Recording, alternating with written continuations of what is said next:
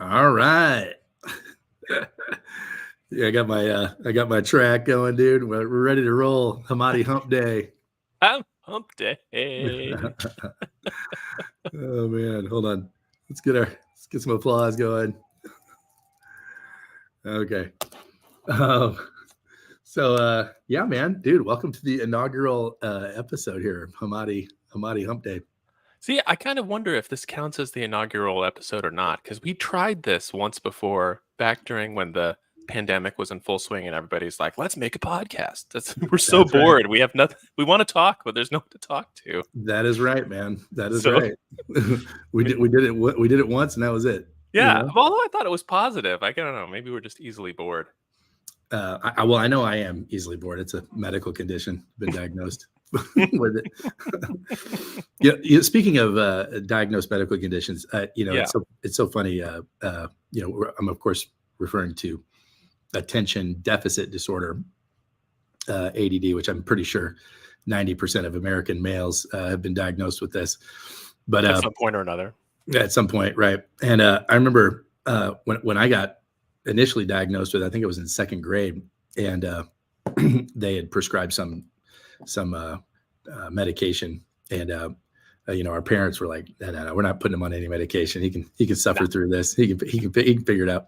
And it's so funny because I want to say like last week, Loa, my wife, goes, I think we need to get Brooks tested for ADD, because he's he won't pay attention, he won't listen, I'm like, he's a boy. He's a little boy. I mean, he's doing what little boys do, but at the same time, I'm like, obviously I want to not only validate what she thinks, but also like, I'm aware that there are perspectives that are not mine. Right. I'm like, well, I suffered through this. He can suffer through this, but anyway, yeah. So I'm pretty sure we're going to get him checked out and see if there's any assistance available for the little man. Well, I don't think she'd mind if I told you, because she's been pretty public with the way it's gone. But my youngest, Annalise, has ADHD, pretty severe enough that it took us probably, I want to say, the better part of a year and a half, maybe, or 2 years, to actually dial in the medication to where it would work enough to where she would just be able to finish her schoolwork while not also causing a whole bunch of side effects that were unpleasant for her. And we finally kind of found the sweet spot where everything is manageable. But, it's not just like, little boys being little boys and, having, their minds elsewhere or whatever. Like, it's, right. It can hit anybody. She's been a real trooper with it, but it's been night and day difference as far as went from unable to able. So it doesn't make it easy. It's not like, oh, you're doing it on easy mode. It's just now it's possible. Right. No, that's a big deal. I mean, to me, like it's always interesting every time I discover something new about like how the brain works and the chemistry and all the things that keep that working, and when you're put next to somebody who's, like, for example, one of the parents that's so funny, like all the friends I used to have, a few years ago, it's all like, oh, how do you guys know each other? Oh, well, we all drink at this bar, on Wednesday. But now, like, oh, how do you guys know each other? Oh, our kids are in Girl Scouts together or whatever. Yeah. And, we do ballet. Yeah. Yeah. And so my ballet friends. this one dad, he's I won't mention his name, but he's just a cool dude, man's man type of guy, and we've hung out, had exchanged some stories, whatnot.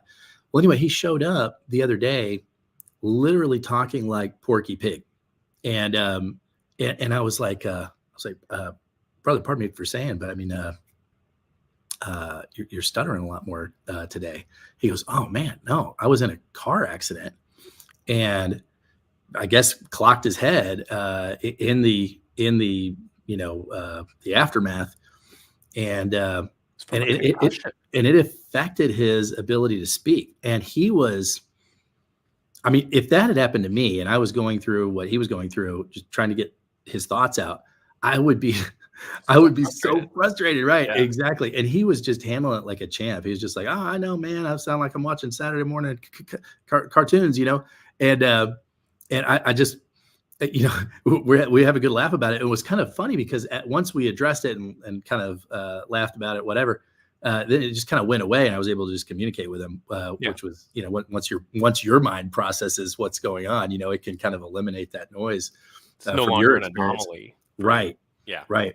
But it was interesting, we all went on this camping trip, and he and his wife were both there, and she was making fun of him and stuff, and he's just like, "Oh yeah, I know." He goes, "But the nice side effect is that now I have a lot less that I want to say because it's such a ordeal trying to get the words out." He goes, "So and now at least she's paying attention because I mean, if I'm saying something, it's got she It's knows that important. it's worth me saying it." Wow. So Yeah. is this like how long are they thinking that he's gonna have this condition going? Yeah, so that was like actually I want to say like 3 weeks ago, 4 weeks ago, Okay. and These uh, things and take time. yeah, and it's already like way better. Yeah. Still not back to normal though. So I mean, just but I'd say 50% of the way there if I had to gauge I it. mean, brain stuff, they say what's the rule of thumb? It's like 6 months, something Really? like that. Wow. Yeah. And it's just like just be patient with it. Hmm. Just takes time. It's like when you break an arm or something or anything, and it's like it's gonna be 6 weeks.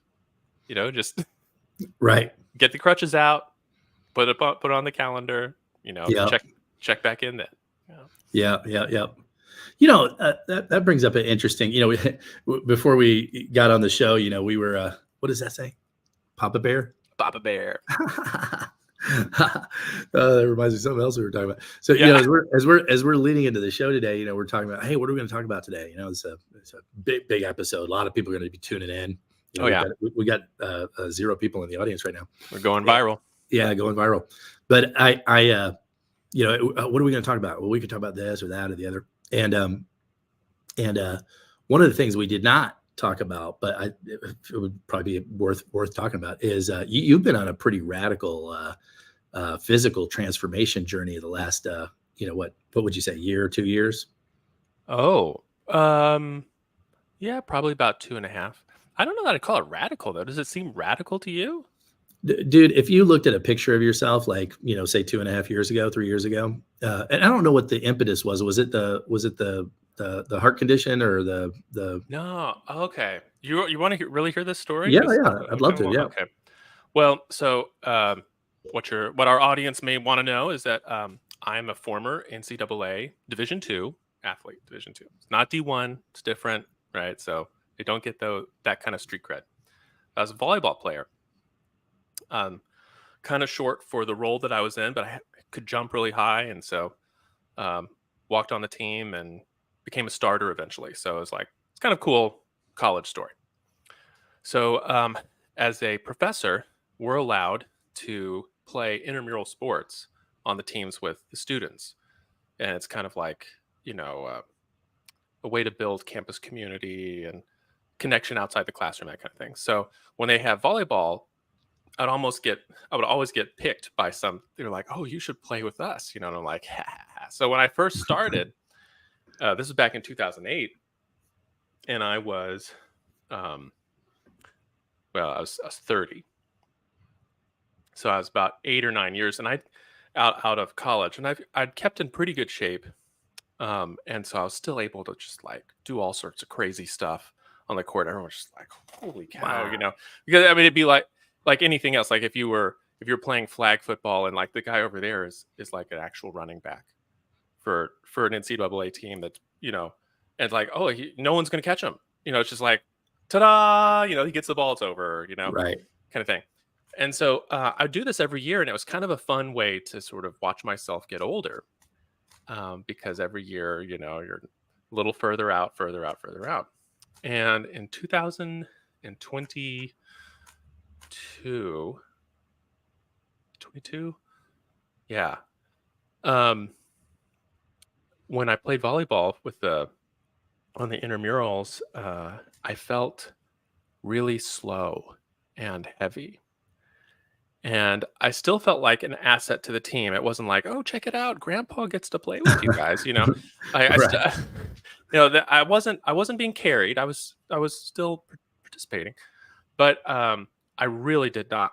I just felt like I'm just kind of sluggish, like So it sort of opened my eyes in a way, because usually when you look at yourself in the mirror, you just there's this little magic thing that happens with your brain where it's like, you look the same, you're the Right. same, The matrix, the residual self-image or whatever yeah. Yeah, and it's like how people don't notice. It's like, oh, until something really strange happens. Someone says, "Man, your beard's really gray," and then you look in the mirror and you're like, "Holy Whoa. crap, I have gray beard." It's like, yeah, it's been gray this whole time, but it's happened You're so slowly that you just don't notice. And so that feeling of like being slow, when I looked at myself in the mirror, I was like, "Bring me Solo and the Wookiee." right. Like, what is this? What is happening? And so I thought, okay, well, I don't want this to ever happen again. And so lost a bunch of weight and then started going to the gym. And as Marissa, my wife, was like, "Hey, why don't we go to the gym together?" I was like, "I don't want to." She's like, "Well, let's just do it anyway." I'm like, okay. And so, She's persuasive, that one. yeah, I was like, well, you don't have to do anything. If you just show up, we'll say we won. We won that we went to the gym. Did you go to the gym day? Yeah, I went to the gym day. What'd you do? Nothing. We, Turn around walk. and left. Yeah, we could. Yeah. It's like, once you walk in the door, your obligation's over. And so I didn't feel like there was any pressure on me. So I was like, well, I'm already here, so I might as well do this and this and this. And so just kind of gradually over time, kind of done more and more, and like tried to dial in my eating a little bit better. And so anyway, that's kind of what happened. There was like, so then the next year I felt better. Like, I hadn't lost any weight, but I had recomposed. So like on the scale, I was the same. Mm-hmm. But you'd But redistributed what was going on. yeah. And I felt like it was weird. I did not feel fast, but I felt like a wrecking ball. Mm. So like I could hit super hard. I didn't get tired. It was just like a machine, like a weapon. And it was such a cool feeling. And then the year after that. So wait a minute, this was, I guess, in 21. Then 22 felt like that. 23, this last year, when I was really kind of dialed in some stuff, then I almost felt like I was back in college. Mm. Like I could jump again. I was very fast, but also I had the extra strength. So I'm like, now much stronger than I was in college, and about the same amount of body fat composition. So I don't know. It's been fun, as an older guy going to the gym and like hanging out with the other old guys. There's definitely like, there's the young people working out. There's the old people working out. I'm with the And old there really people. is the old bull and the young bull type of thing, right? It's like, Yeah, and like, it's there'll okay, be times. son, go ahead. Yeah, there'll be times like I'll walk over to the machine. There's another guy there, and he'd be like, "Oh no, go ahead." Like, "Sir, it's fine." I'm like, Sir, yeah, Sir, yes, yes, sir. I'm sir now. Thank you. Yeah, Right. I'll take it. Why not? Age Yeah. has its benefits. Right. Oh, go ahead, But sir. you've been on a health journey as well. It started with that crazy challenge thing. Yeah, yeah. Like the 75 190 hard. days of something. It I had to wasn't- join a what- monastery. Right. Yeah. Yeah, it was a whole cult I joined. Yeah. Yeah. Yours yeah. was more extreme than mine. Mine was just like add one thing here and there and eventually get somewhere. Compound Yours, effect. do it all at once. Well, I'm pretty extreme, man. I mean, like when I would do those cleanses, it's like, oh, this is a nutrition program I can get around. Like, you don't have to wonder about what's on the list. Like, just nothing's on the list. Nothing's on the list. I wonder, can I have that? No, you can't. No, you can't have All anything. you can have is cayenne pepper and honey, and you're like, And honey, so sweet, yeah. I'm in. Let's do this. Great. Can I have a multivitamin? No, you don't need that. Okay. You don't need that. No. Yeah. No. So I did. People have been challenging me for a while to do 75 hard, which is, if you don't, people don't know that, it's Andy Frizella's program, and you can Google it and find out about it. But it's 75 days of basically, you've got a few things on the list. You got to work out 2 workouts a day, 45-minute workouts. One of them has to be outside. Has to be outside, rain or shine. Yeah. You have to follow some kind of diet. Again, no prescription on what the diet is, but it can't be a McDonald's diet. It's got to be like a diet to better yourself some way, right?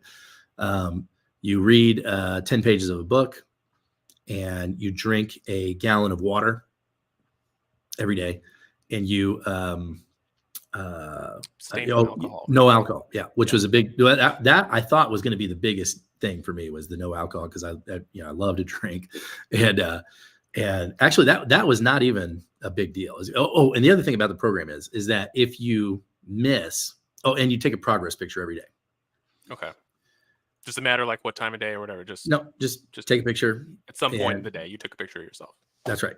And so if you miss any one of those things on any day, you have to start over on day one. So there's no cheat days, there's no cheat meals, there's no days off. It's just team no days off every day.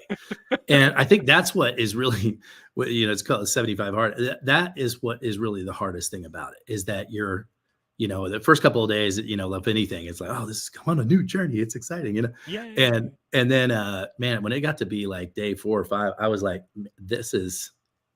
it just seems like it's going to be forever. You're like, I mean, I don't know if I can do every day. Like, I mean, what did I sign up for? This is, and I told everybody about it, and everybody knows, and and I'll be like, well, yeah. Well, I told you I wouldn't do that if I was you. Yeah. So it just, so then after I finished it though, I had such a, physically such a good response to it. Like, I lost some weight. But I had that not to the extent that you're talking about, like the super soldier feeling, but like I had definitely a feeling of, I mean, just a huge increase in vitality and energy and stamina. Right. I was doing something every day, whether it's pickleball or frisbee or running or, well, who am I kidding? Running. I don't run, but walking, riding a bike, whatever. And like something brisk, something to get the heart rate up, and for a sustained amount of time. And it just, so after I did that, he's got a follow up to that program, which is Live Hard, which is 3 phases of 30 days, 3 30-day phases throughout the rest of the year.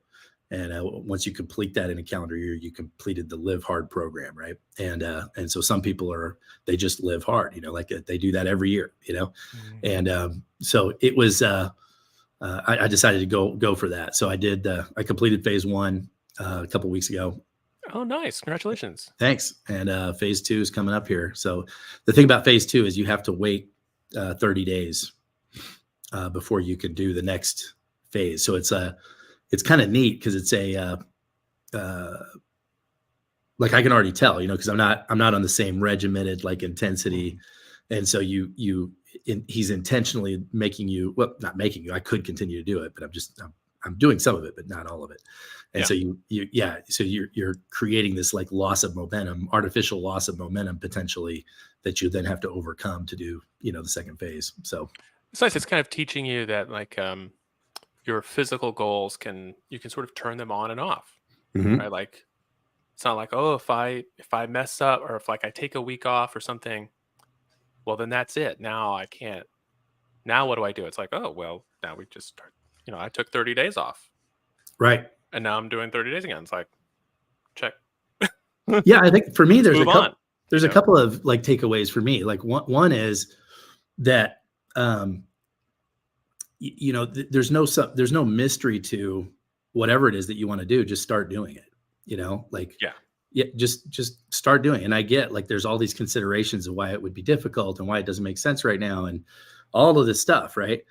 And it's as valid as you make it. Right. So like, just, you can start now. There's no reason to be like, oh, well, and the other thing is that if you do fail, you don't have to, like, one of my friends has this example of like, if you get a flat tire, you don't pull over and in exasperation, like take a knife and flatten all the other 3 tires, right? This car will never work. Yeah, forget it, right? you screwed me over the last time.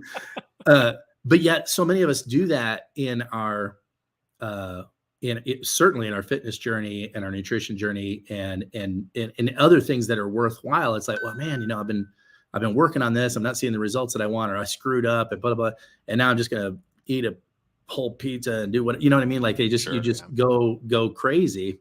And oh yeah, I blew it, and it's like, dude, you did. And so big deal. So you're going to start your counter over or whatever, and just keep moving forward, man. It's all right. Yeah. But I Like, think that you said something consistency is so much more valuable than perfection, I'm telling you. Like, big time, yeah. big time, and I think that like what took us down this journey was just talking about brain chemistry and how like it takes like 6 weeks, 8 weeks, whatever it is to realign that.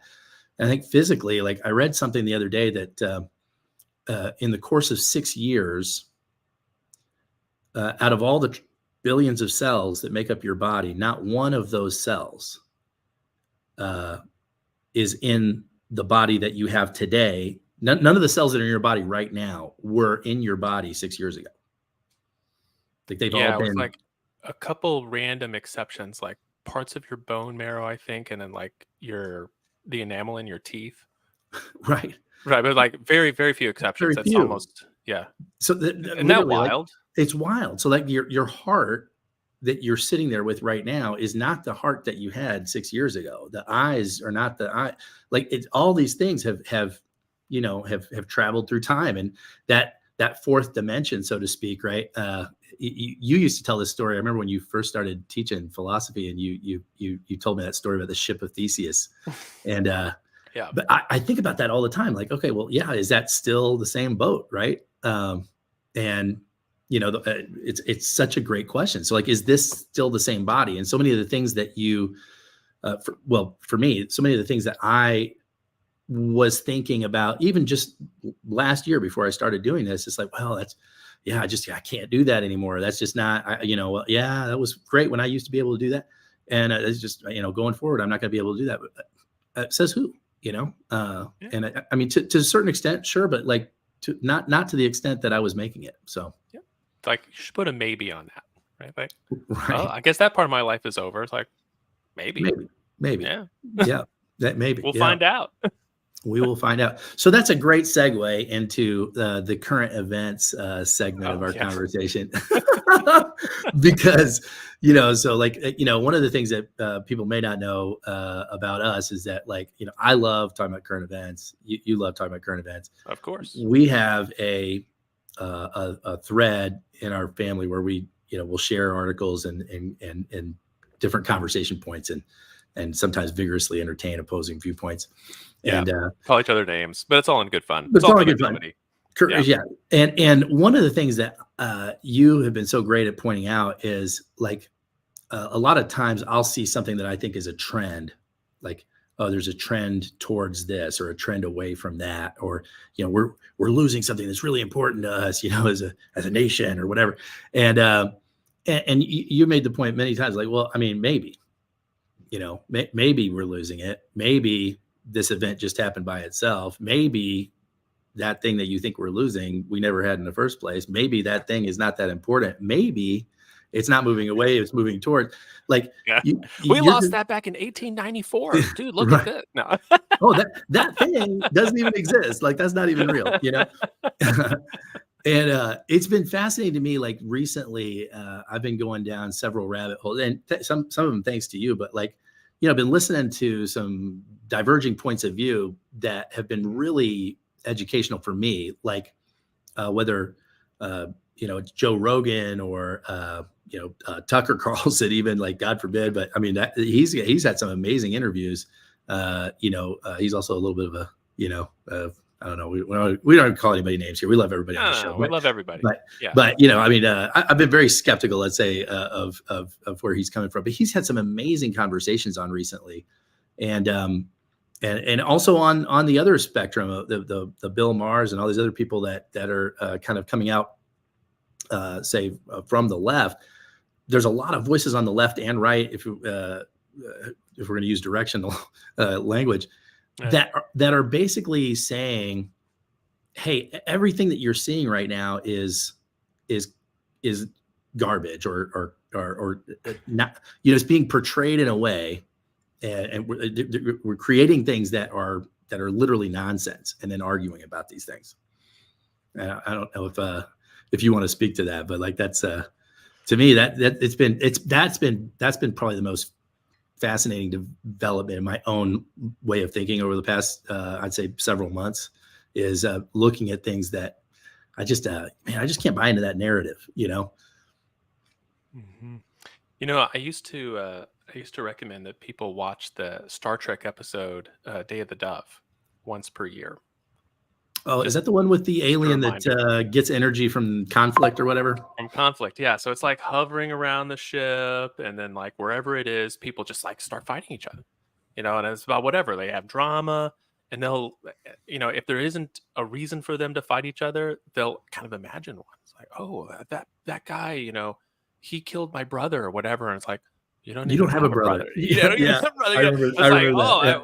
we're like in blood vengeance now over something that's not even real, and like they basically the two sides independently unilaterally disarm. It's like I will like refuse to fight you now. And it's like, yeah, okay, you can cut me up. We'll just come back and do it again, because like the fight never ends. It's not about winning the fight. It's about keeping the fight going. Mm. And, and so both sides realize this, and then they're like, we have to like reject the impulse of this alien entity. And that's kind of the way I feel a lot of times when I watch the news or, get in, wade into some of these things. We're like, this is not a real thing that we're fighting, like we're not really on the opposite sides here. Or if we are, it's manufactured that way by someone else. Like we're not benefiting from being on opposite sides. So why are we doing this to each other? Mm-hmm. And like there are opposite. I mean, there's genuinely difficult problems out there. And some of this does get played out in politics. So like one that we're currently in the middle of, I think we're about a third of the way through.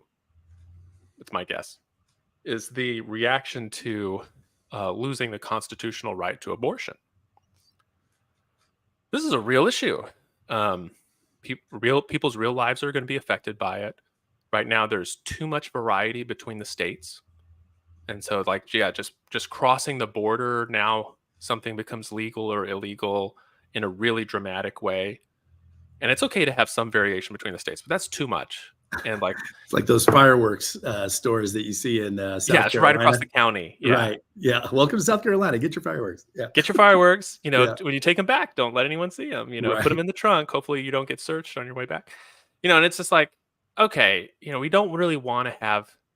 It's okay for the fireworks, or it's okay for liquor to be sold in a grocery store across the state line, but not on this side.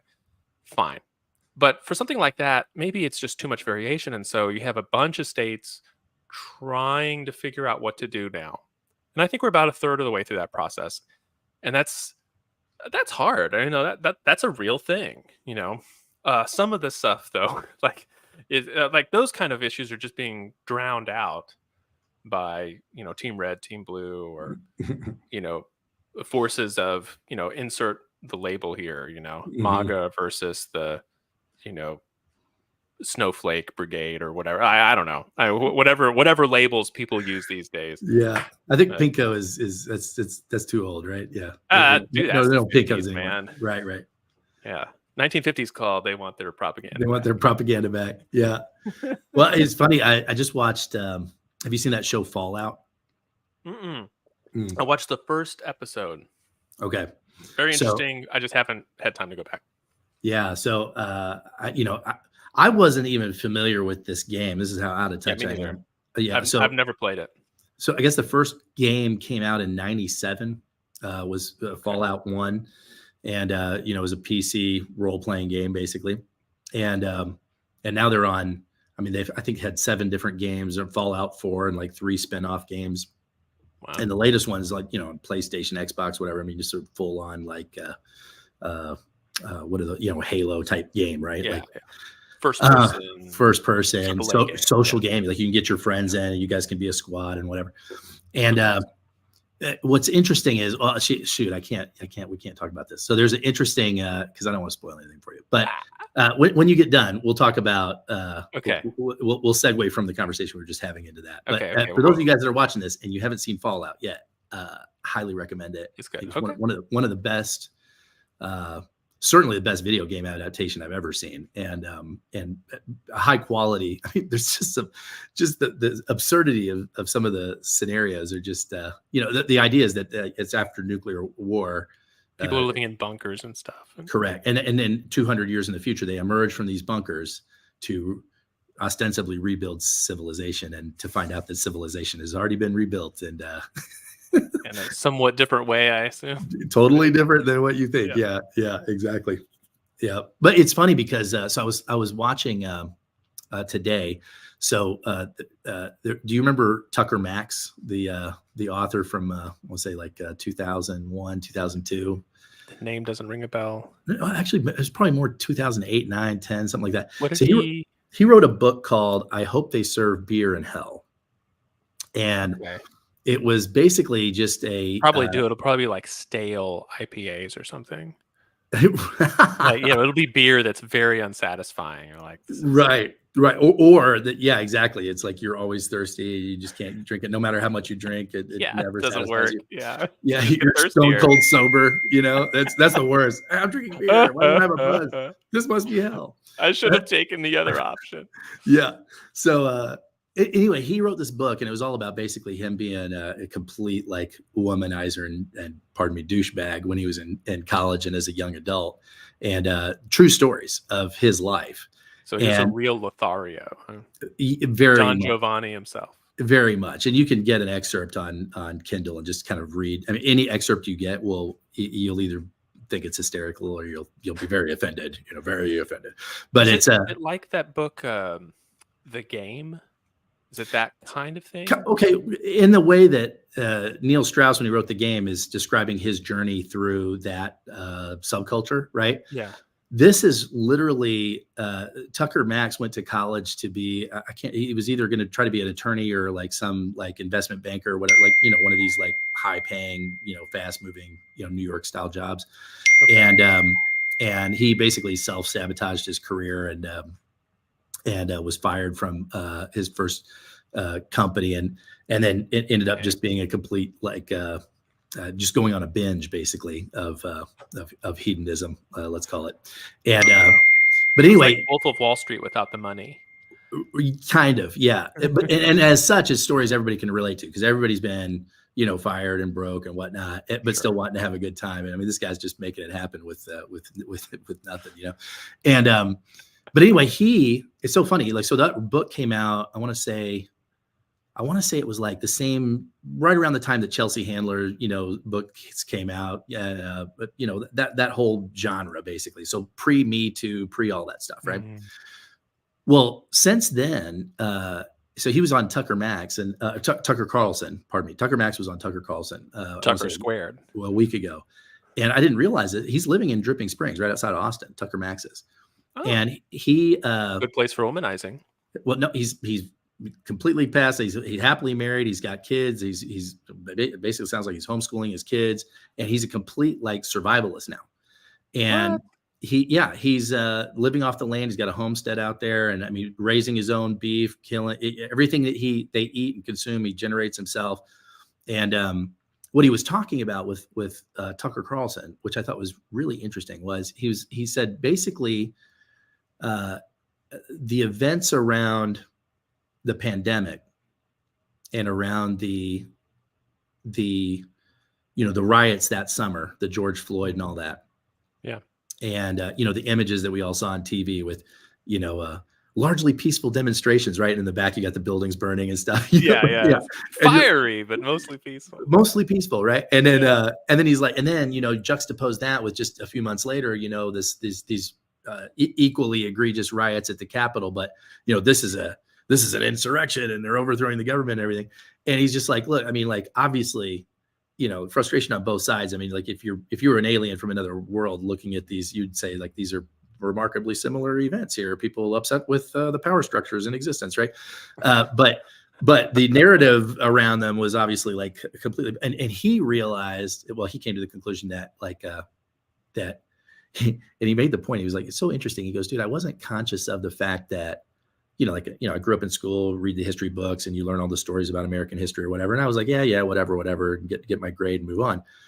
And he goes, it occurred to me like, oh, we're seeing the end of the American empire. Like this, he's like most guys. I certainly am this way. I don't know about you, but are fascinated with, like, say, the Roman Empire and the Mongols, and even Nazi Germany. Like these Napoleon, right? These massive, like, expansionist.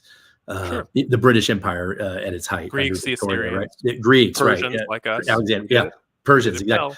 well. You have these empires, and they expand, and then at some point, they fall and they contract and they crumble or whatever. And he's like, he goes, I didn't even know we were in an American empire, and all of a sudden I realized, oh, We're at the end. and he goes, it's like those experiences that you have when you, like, learn this fact, and then that one fact, you look backwards and you now reinterpret all of these other events in light of that new fact. And you're like, I thought I was watching this, but I was watching that. And like this other paradigm that I was just exposed to actually better explains all of these other things, right? And he's like, it was obvious to him that that we're witnessing the end of the American empire. And at the end of empires, bad things happen. And and he's like, so he goes, I don't know whether it's going to be, next year or the year after, 10 years from now, whatever the case may be. He goes, but at some point in the near future, like we are going to transition out of this empire into something new. And at the very least, we will see more riots and more events like, the summer of 2020 and then in January 2021, we're going to see more events of that at the very mildest. But, like, what's more predictably possible is that you'll see the disruption of supply chain and all these different things happen. And he goes, I had this cabin in the woods in North Carolina, just because, after reading different, books on, like, being safe and whatever, I thought, well, let's get this cabin, he goes, he goes, I realized when that happened and those events happened, I realized that, like, if you watch all these, like, post-apocalyptic shows and books and whatnot, and just look at history, like, survival in the aftermath of whatever a cataclysm might be is always found in community. However, it's a small community that you can control, or at least very directly impact yourself. And he goes, and so we picked the state that we wanted to live in. We picked the community we wanted to be a part of, and we got a bunch of land in that community. And then, I'm teaching my kids, and they're learning. We're doing for ourselves as a family in preparation. And I thought, man, that is, I thought of Brian, our other brother. I'm like, man, he should watch this interview. I could see him. Like he would dig this. Yeah. But it's interesting to me because I think, we sit around and talk about these things, and like almost like an intellectual exercise, like, oh, well, what do you think about this? And how does this align with these values? But there's a reality underneath these events that is going to be painful to an extent that I think that people aren't evaluating to the extent they should be. Yeah. I don't know that it's going to be that bad. I'm one of those optimistic, apocalyptic people where, for an anarchist, that's quite a statement. Yeah, thank you. Well, because I think it's possible to wind down an empire, and Britain was one of the ones to do it. They divested of their empire. I mean, part of it was that it was too expensive. Like, they were spending huge amounts of money, and, like, the franchise with things like the East India Company and all that it's just not economically sustainable. And so they wound up having to well, they also lost their currency reserve status. So that's a big driver. Post can't keep it up anymore. Can't keep it up. Yep. So it's like, instead of we have to spend real money now, not money we're printing, but we have to real money. No, never mind. Well, and that's the thing, is that they didn't collapse. It's one of the very few empires that didn't collapse. They have a relatively stable country. They have the monarchy has continuity. It's the same line of people, right? Pre to post. So it's kind of like, well, this could be done. You had some pretty sober-minded people over there, though. I mean, and a Yeah. parliamentary style of government where they can actually make decisions. Yeah, yeah. So I mean, it would require a little bit of political will on our part, but it doesn't see if it had not been like if we were having this conversation in the 1600s, for example, we wouldn't have had that example, and we Mm, could have said, well, out of this all always the happens.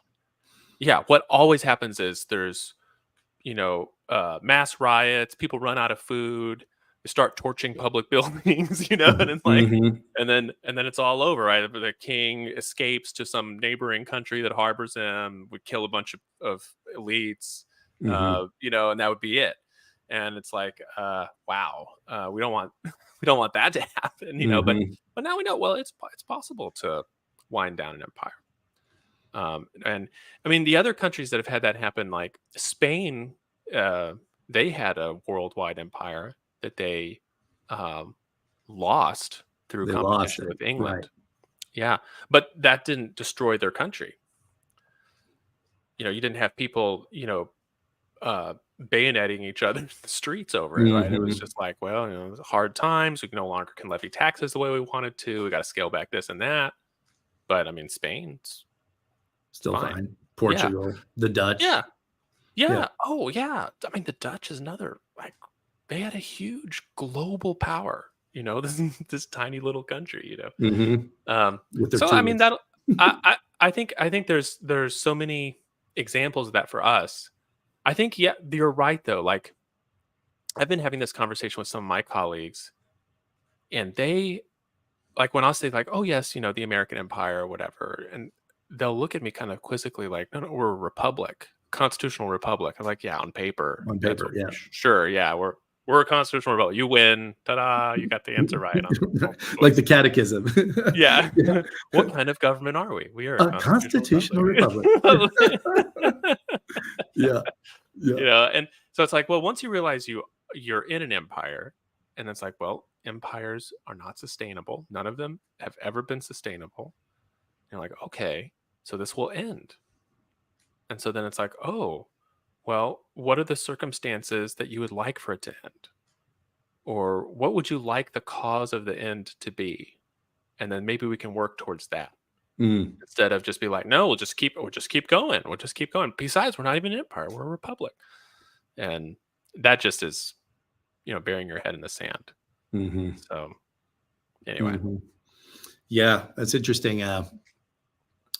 Just thinking of all the other when you're bringing up those other countries and their transition from a larger global footprint, let's call it, to whatever they are now.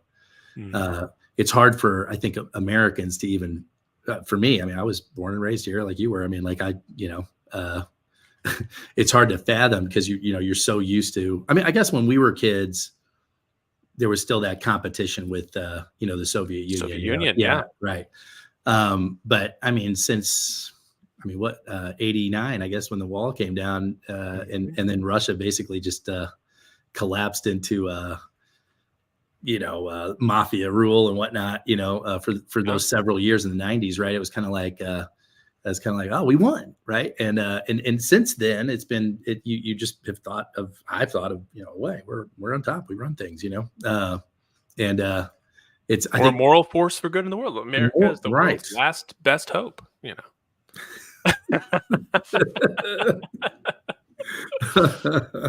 Yeah. it's hard. I think traveling. I was privileged to be able to travel outside the country, like in high school, college, whatever, around the world, and you start talking to people around the world, and you realize how other people sometimes see America, and it's so Mhm. foreign to the way you see America. It's like, well, yeah, you see it that way because you're inside it, and we're on the outside. We see it this other way. Not that there's some universal way to see it, but like it's just, but certainly not with the pristine positivity that an American exceptionalism person would have. Oh, yeah. Yeah, yeah. It's like, that's I never ever considered that. So, and I think a lot of like my personal perspective over the years, like with whatever the current events are, right? With we were talking about, we could talk about the election, we could talk about all these different things, and I think Yeah. like my pervading uh, point of view on most of these things election, abortion, taxes, education, healthcare, whatever, has been from the standpoint of how can this work better, right? Like this thing that we're doing here isn't working as well as it could be. How can we address these things and make some improvements? Yeah. And that's it. And You're very very much a pragmatist when it comes to politics. yeah, but I think I'm kind of I don't want to call it like evolving, but like I don't think that there's a. I've realized lately that I'm definitely in the minority of people. There's not a lot of interest, I don't think, today. You can comment on this. I'd be curious your viewpoint. I don't feel like there's a lot of interest in that. There's a lot of interest in those people are trying to destroy our country, and we need to stop them. And you could apply that label to either side, like they both have the same. Yeah. And I'm in no way saying that both sides are equal in their level of like evilness,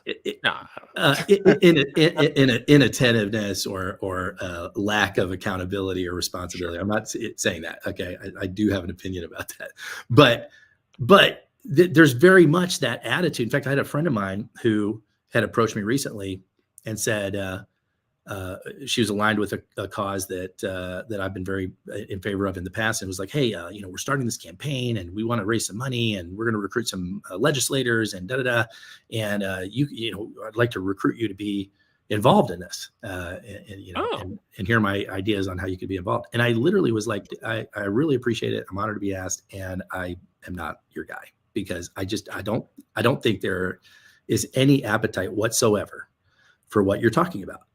I think you're going to raise a lot of, it's like the tempest in a teacup. You're going to raise a lot of money, potentially, and you're going to get a lot of articles written, and there's going to be sound and fury.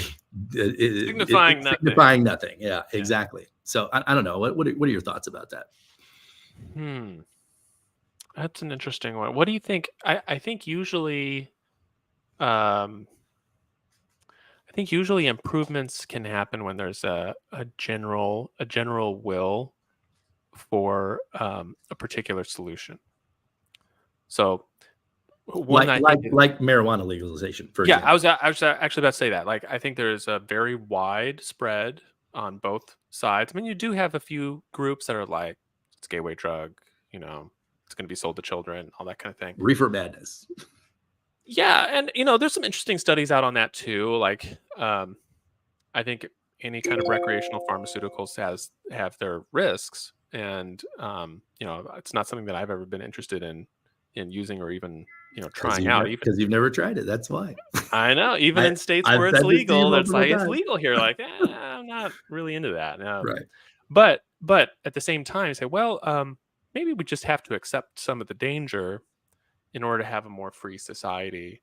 And we accept those kinds of dangers all the time when it comes to prioritizing people's freedom. And maybe this is one of those. And I mean, you see a lot of similar arguments or similar conclusions from different arguments from both the left and the right. So like the latest, I think in 2000 and I want to say 15 or 14, someone in the Texas Congress, a super right-wing guy, sponsored a marijuana legalization bill. And the reasoning behind it was actually in the bill was that it was an affront to God to outlaw part of his creation. A plant, yeah. He made a plant. Who are we to say that it should be illegal? Right? Like, we should have treatment for people who have addiction problems. We should do this. We should do that. But to make a plant illegal is disrespectful to God. It's just like, I don't know what church you go to, bro, but sign me up. Yeah, right. So therefore, legalize, right? And so now the left-wing people have a completely other rationale. In fact, most of the conservative people have different rationale. But the idea that you have all of these different viewpoints all converging on the same conclusion. Therefore, legalize. Yeah. Therefore, legalize. I think that one is going to happen. sooner rather than later, and like there'll be a lot of celebration. I think whichever major politician is able to get it done. Well, they just did Um, it. They just announced it.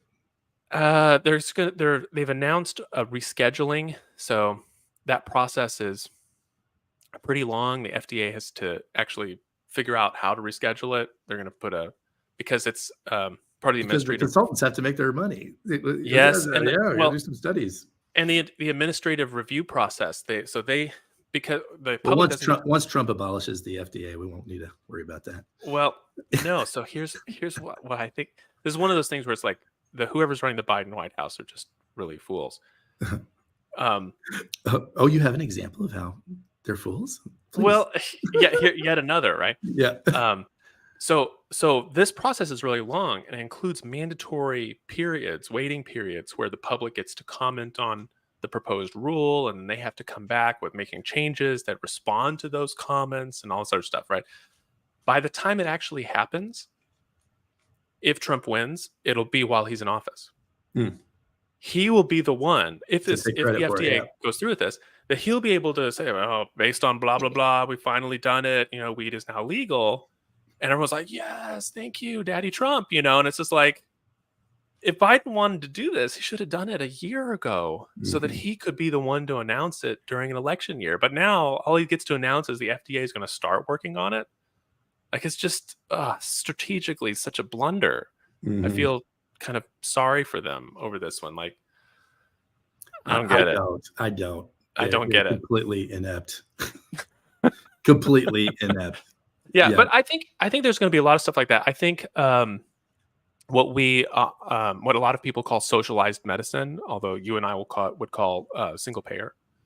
I think that one will eventually happen.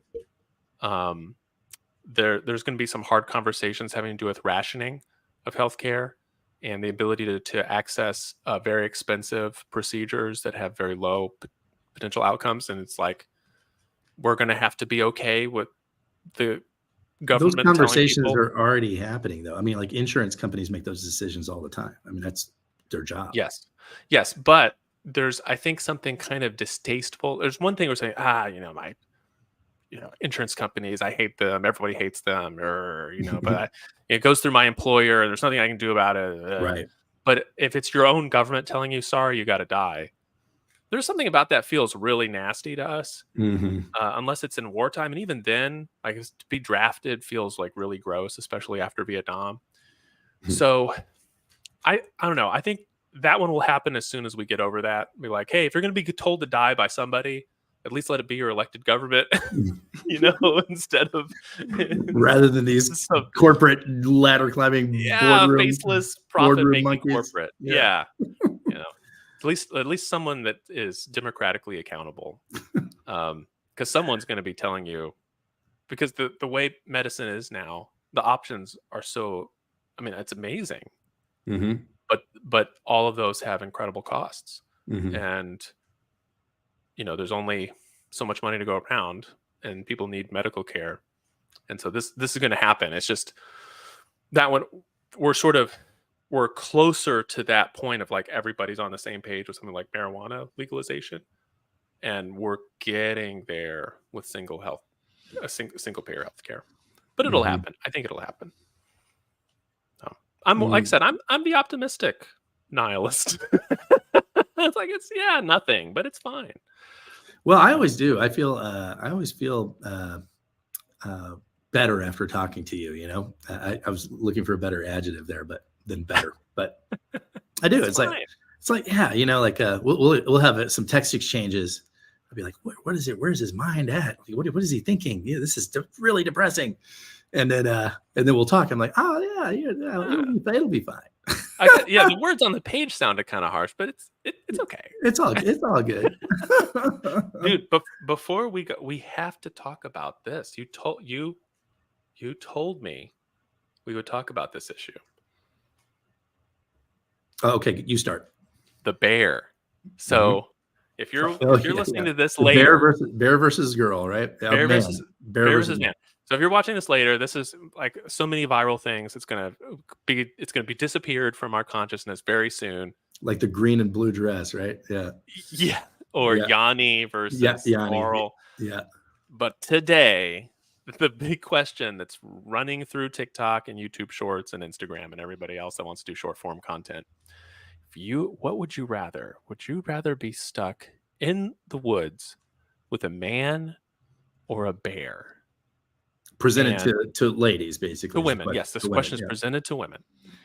And the answer is what did you say it was? The It's percentage? so 7 out of 8 women respond bear.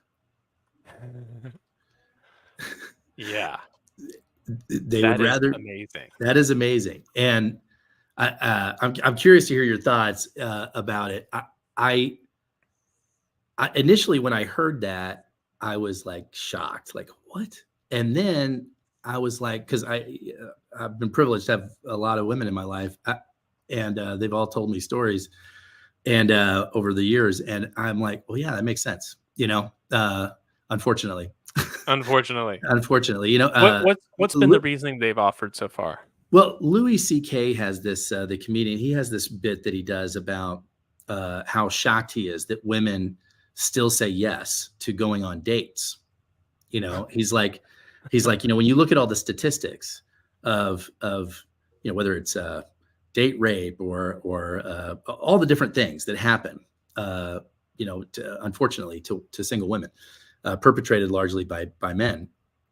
He's like, it's shocking that a woman even says yes. It's almost like imagine yourself in an ecosystem where the only choices that you had to date were these half bear, half lion creatures. And the last one, didn't work out so well. And so you just got asked out by another one and you're like, well, I hope this one's nice, I hope this is okay. okay, yeah, let's go to dinner. And and he does a much better job. So I had heard that, and when I heard this question today, I was like, I mean, it's so unfortunate that that's the case. But yeah. So what are your thoughts? Well, so of course, when I first heard it, being male myself, I was like, there was a little bit of a sting. I'm like, I'm not dangerous. Like, what are you talking about? I've never hurt anybody. I'm the guy that You rescues. identified with the protagonist in the yeah. Yeah, like I'm the guy that rescues wasps from the pool. It's like, oh, he's Yeah, busy, so you've I always been crazy with that. Yeah. scoop him out. Yeah. It's like That's a I'm just. wasp. It can It's die. no, it needs Serves us. no useful We function. It can go I away. can do something to help. Right. So it's like, why would anybody be scared of me? And so that was my first, of course, first reaction. And the more I thought about it, so there's in 2022. So I looked this up because I was just kind of curious about this. In 2022, there's a number of murder offenders in the United States. They broke it out by gender. So the murder offenders, the total number is about 27,000. This was what year is this? 2022 Okay. in the United States. So the United States, just our country 20,000 here, people. 27,000? 27,000 people ish killed somebody. somebody. Okay. Now 6,000 of them Murdered them. Like premeditated, like they went out to kill them. Well, yeah, I'm not. It doesn't. They didn't run over them This with is a car. murder. This is the murder, right? Yeah. These are murders. Legal murders. Yeah. Yeah. Okay. Legal murders. Yeah. So this is not accidental death or something. Premeditation. Yeah. Yeah. This is from the FBI crime statistics. Okay. So 27,000 ish. So of those, 5,800 unknown gender, which I think just means like unsolved crime. Like we don't know who did it. Oh, I see. Yeah. So we just don't know. 15,000, a little over 15,000 of them were men. And so that leaves 7,000. Oh, I totally get it. I messed it up. Yeah, 22,000. So 2,000 of them, 2,100 are women. Oh, wow. So now men, 7.5 times more likely to be the murderer. In fact, let's just say all 5,800, all 6,000 of the unknown ones, we'll say they're all men. Or women, you mean?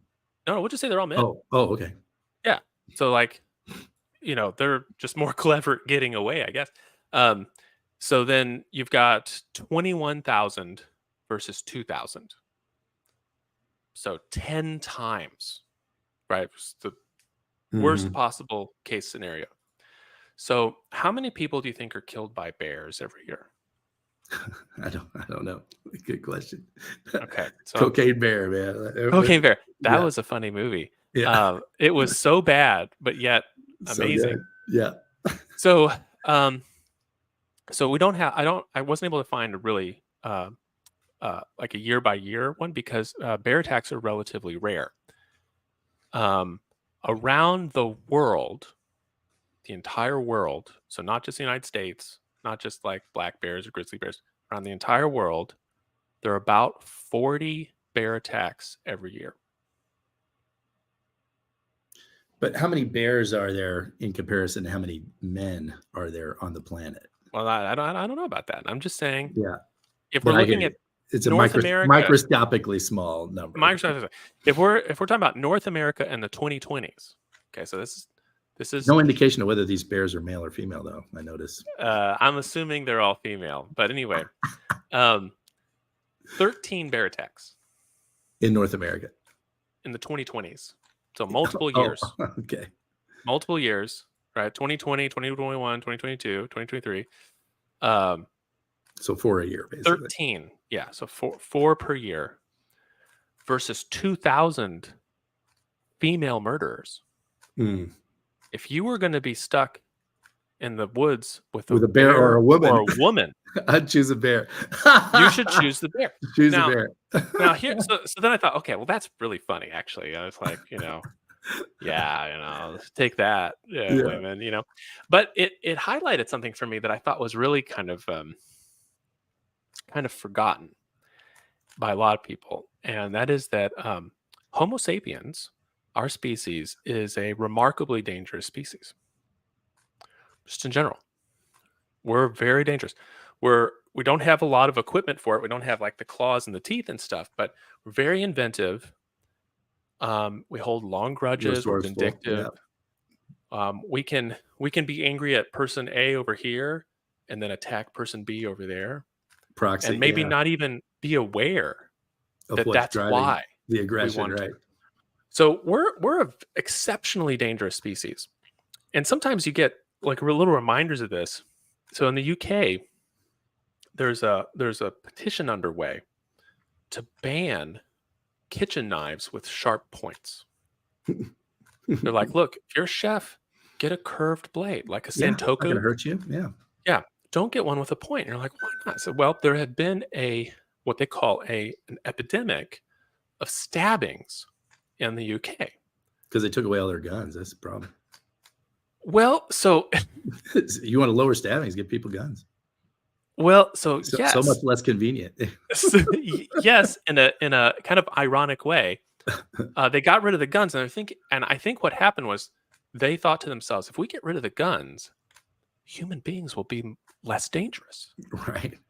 It's like, no, we'll figure out a different way to kill you. No, we'll do it anyway. Yeah, like we don't need the guns. We can find something else. Right. And so now they're still thinking that way. It's like, well, if we prevent people from stabbing each other, like slashing wounds, yes, it's very bad, but it's very hard to like kill someone unless it's across the throat, like to slash at them versus to stab. So if we make it to where no one can stab each other with a kitchen knife, human beings will now be a safe species.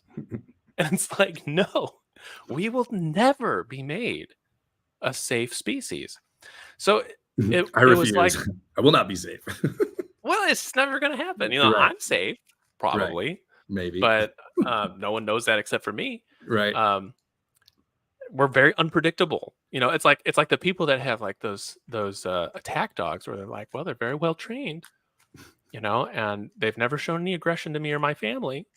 But every once in a while, you do hear about one that like tears the face off of mom, and you're kind of like, oh, and they will say like, we never saw it coming, we never saw any kind of thing, and they're like, well, yeah, it's because that breed is dangerous. You never see when they snap. They could be thinking about it for years, and they'll never let on, and then they do, and now you just have to deal with the aftermath, and it's like, oh wow, like humans. Right. You just described humans. Mm-hmm. So, you know, I think I have. I mean, the statistical question about like, hey, bear encounters versus human encounters, and you know, okay, like that's an interesting question, like how factual it is. Like I said, well, a bear encounter, you see him way over there, and because you're on one mountain ridge and you see it, and so you're like, well, I'm gonna go the other way now. It's like, what if it was like Well, within 10 well, feet? those people have never seen The Revenant, so I'll put that Yeah, out there. yeah, They yeah, can come up quick. yeah. But like, let's say we're saying, well, okay, you have a choice. You can either pass within 10 feet of a random man. We'll pick a man at random in the whole planet. You have to pass within 10 feet of the man, or you have to pass within 10 feet of the bear. I think maybe there would be a different Mhm, issue there, right? Where like, what does the encounter look like? How close are you? Can you get away? Can you not get away? Like mhm, what's happening? Are you worried that the man is going to like follow you around, stalk you while you're doing this? Because a lot of times bears don't do that. mhm. So it's like that's a really weird statistical question. But I think it's fun to be reminded sometimes. Human beings we're like savage, dangerous creatures. I thought you So were supposed to be the optimistic one, man. well, You I just am. ended our show on a downer, but I love it, though. No, It's I don't. good. But I don't think it's a downer though. No, I'm giving you a hard time. I think it's Yeah. actually, like I think when you, like and I think this is, we can save this one for next week, but I just think when you choose to look at things the way they are instead of the way that you wish they were, I Mhm. think you gain a lot of personal power and clarity. Just, I mean, we all wish things were different, and I mean, maybe the things that I wish were different are different than the things you wish were different. But there's nobody that's walking around that's going, everything's perfect. I mean, we all wish that there were This things is that were different, great. right? And the thing is, once you realize, no, this is the way things are, and like I heard the argument a long time ago, and I discarded it, but I now firmly believe it, that the founders, when they wrote the Constitution, the founders of the government, they knew that mankind was uh, difficult to organize and filled with hubris and all these different things, Yeah. and intentionally designed the government to have power separated and almost at cross purposes with each other, Yeah. to because taking human nature into account, where Yeah. previous forms of government had basically like ignored the fact that people can be assholes, pardon me, Yeah. and just, yeah, oh, like, well, yeah, the people know what's right. The people don't know what's right. The leaders don't know what's right, and so let's get people competing in these cross, canceling out ways that things can get done, but it takes a while, and things move, at their pace, and there's a lot of wisdom to that. A lot of the things that you chafe about, like, oh, I wish we had, a different system where we could get things done. It's like, well, do you? I mean, as long as they were the things you wanted done, sure. But like, imagine that the other people were in charge. You would be They're really gonna get glad stuff that done. Do the you want them to system get doesn't stuff work that done? well, right? Yeah. And so, I don't want them to get anything done. right, I want to be arguing about who should be the Speaker of the House. That's what I right, want. right, Yeah. exactly. Like, oh, this guy is bad. Like, Yeah, good luck with that, guys. good luck. Good luck. So here's a question I had for you. So thinking about the bear question. So let's say someone agreed with me on this. They're like, oh yeah, the women are right about this because human beings are super dangerous. And like with the Louis C.K. thing, right? Like, why would anyone go on a date with this clearly dangerous animal? It's like, well, maybe you look in the mirror, like, yeah, I am a dangerous animal.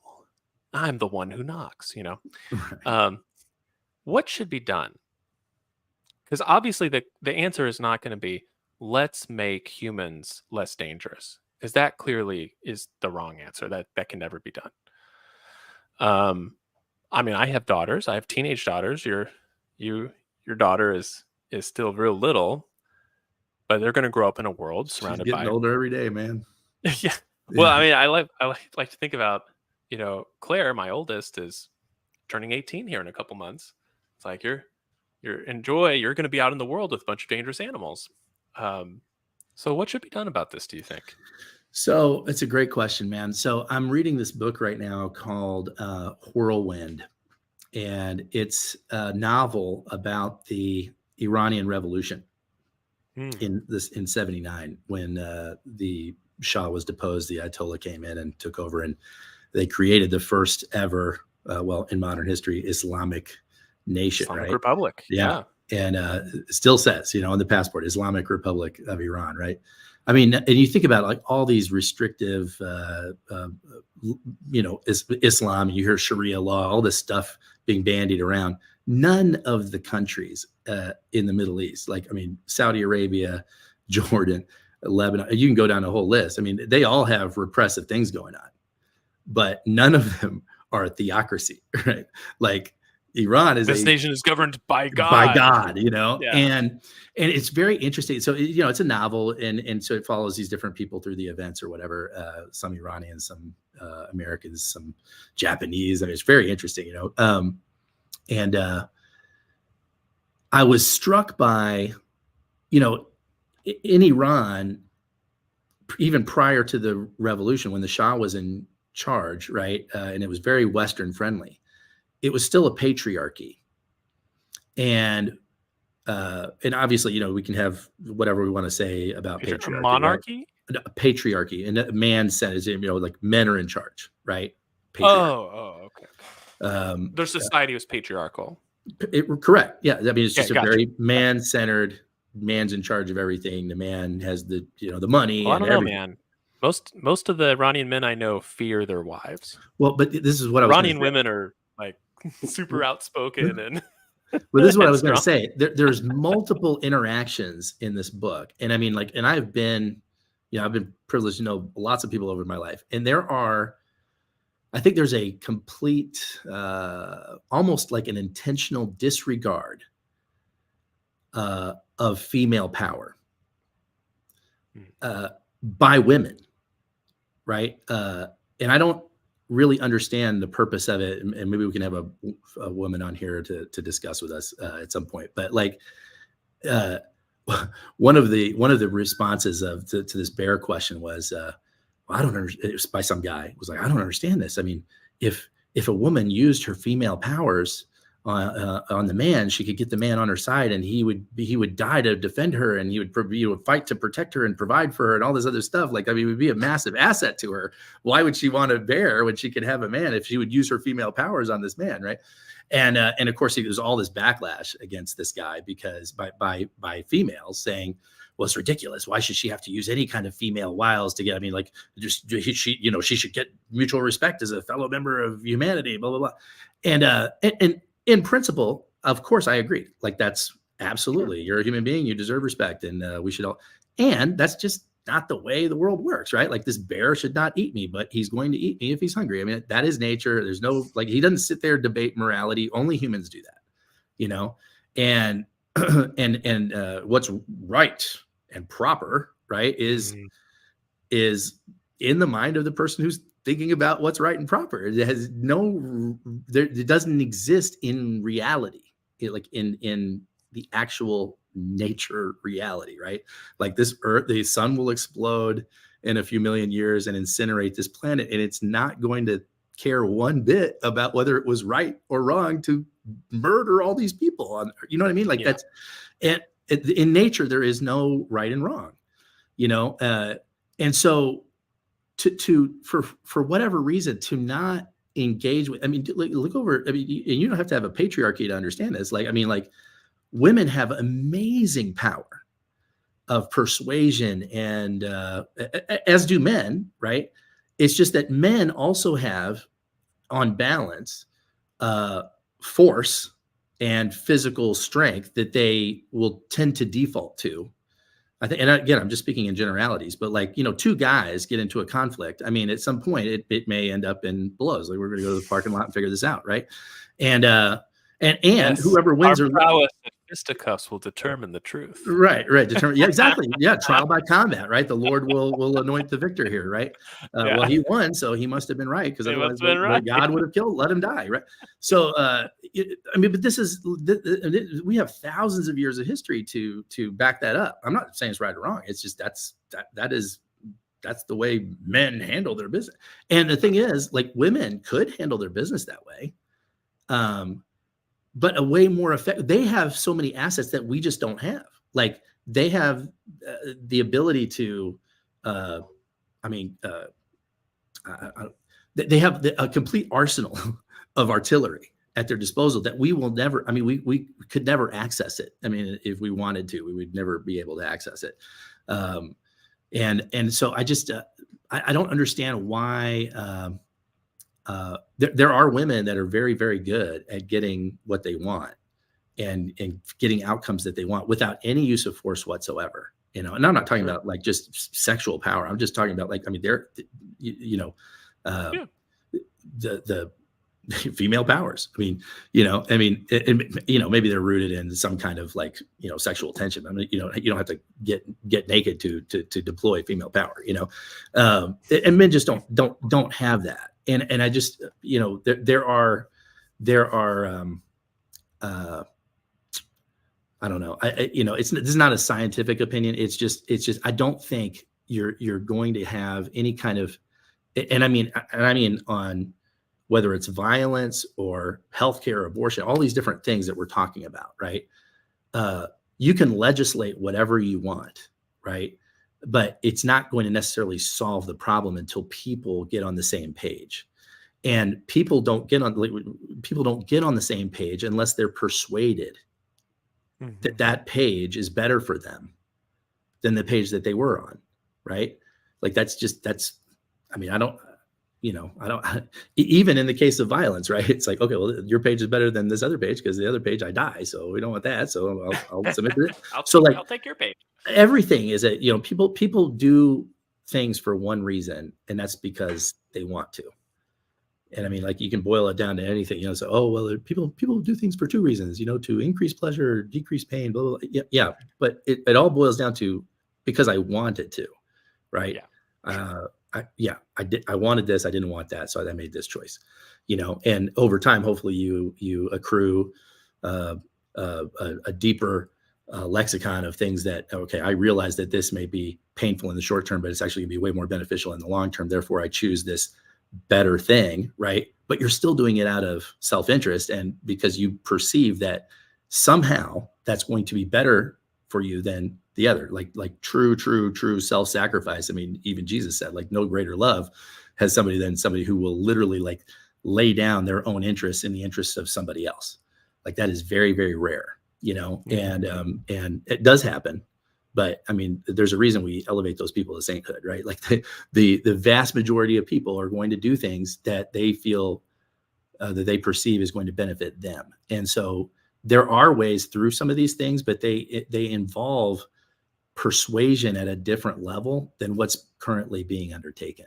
And I don't, hopefully, I mean, all persuasion originates in conversation and dialogue. So hopefully that's my hope for shows like this, is that, they get people thinking and talking, Well, just to kind of take that a step further, I mean, you mentioned Jesus there, and I think his point actually went further, right? Someone willing to sacrifice not just for their friends, but sacrifice for their enemies.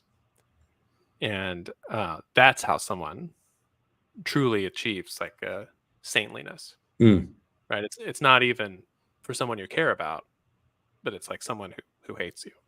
Like, sacrificing yourself for the person who hates you, that's the real deal. Yeah, I don't know. It's the question of, like, the dangerousness of human beings, I think is one that I'm glad that even through the silliness of the bear thing, like, I'm glad we're talking about it. I'm glad we're thinking about it as a society, even it's through a sort of a strange medium. I don't know. I kind of wonder if, like, the thing that I should be helping my daughters do is be able to fight back. Oh, I 100% believe that like, should be part of the equation. Where 100%. Because it's 100%. like, if you're faced with the bear, fighting back is actually not possible. It's too powerful. But it is possible to fight back against another human. Well, and you can fight a bear. You saw that movie? Yeah. It won't work. You Yeah. just die, you know? I'm gonna Like, kill I'm that sorry. bear. Sucks. You're not But gonna dude, make it, you know? 100%. In fact, Kyler was talking to Loa the other day, my wife, about some incident that had gone down, and Loa was like, which it really is amazing because Loa has been incessantly, we don't hit people, right? We don't put our hands on other people's bodies, et cetera, right? And I'm not as consistent on that. I'm like, dude, if somebody gets in your space, like you can get them out of it. Okay. Like it's okay. You're not gonna get in trouble with me. But Kyler was describing some thing that went down or whatever at school, and Lola was like, you can totally push that person out of your space. Like you do not let people handle you, So you were totally okay to hit that person. And I was shocked, but also really proud of her, because it's absolutely, man. I think, whether it's self-defense and learning how to use, unfortunately, weapons, all kinds of different things like that. You need to, and not just young women, but young men too, I think, are woefully unprepared. But even myself, I'm woefully unprepared, and I'm expanding my list of things that, no, I need to know how to do that. I need to know how to repair that. I need to know how to fix that. I need to know how to create that. I need to know how to put that together. I need to know how to, fire this and whatever. Right. And for sure, like teaching us, and I think especially for young women, like, you got to learn. There's a video that came out years ago, but it's a young girl who's blindfolded, and her dad is putting different weapons and ammunition in her hands, and she's identifying them by touch. And she's maybe like 6 or 7 years. She's Kyler's age, and she's like, It's a 9mm. Yeah, 9mm. Literally. And he goes through this whole thing, and then at the end, he asks her. He's like, who are you? And she's like, I am a strong, powerful woman, blah, blah, blah. What is your job? My job is to protect myself and protect the people I love. Da, da, da. He's like, who's going to save Marine you? Corps kind of stuff. Yeah. Who's going to save you? Nobody. I will save myself. It's a great video. And I thought, man, this guy deserves Father of the Year. It's unfortunate, but man, that's what it takes. Dude, you think about the zombie apocalypse and all that, right? And it's like, and some people just know, like, dude, if that went down, like I would be part of the first people eaten. That would just be, and people watch that show. Like Loa was like, no, I'm just not interested in that. Just I give you permission. You can shoot me in the head. I'm not interested. And I'm like, but trying to survive, trying to survive and deal with the completely upside down morality, or whatever you want to call it, right? That look, like, it's a different deal now. You cannot keep operating with these. Hopefully we get back to this in a minute, but for right now, job number one is survive, right?